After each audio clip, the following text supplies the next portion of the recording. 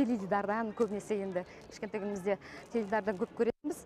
Әрине бұндай ән айтып, және де екінші өнер осы циркті қолға аламын деп ойлаған жоқпын. Әрине, енді біз үшін бір үлкен бір ертегі сияқты болған, бірақ қазірде осы ұсыныс түскен кезде мен төбем көкке жеткендей болды. Өйткені мен өзімді циркте, өзімнің цирк маманы ретінде мен өзімді өзім елестете алмадым. Әрине, өйткені үлкен қорқыныш болды.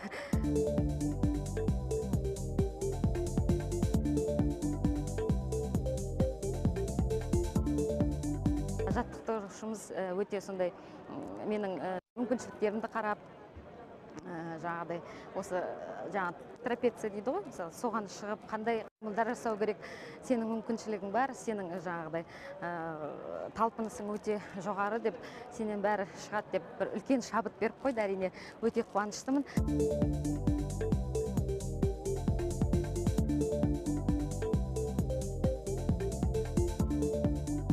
Әрбір өнердің өзі сондай тегін емес, оңайшылыққа соқпайтын мен көзім жетті. Өйткені жаңағы трапецияны бірінші алып келгенде мен деген жаңағы оны үстіне отырмақ тұрып қолмен ұстауға мен батылым жетпеді. Өйткені әрине сол үлкен өнер екен.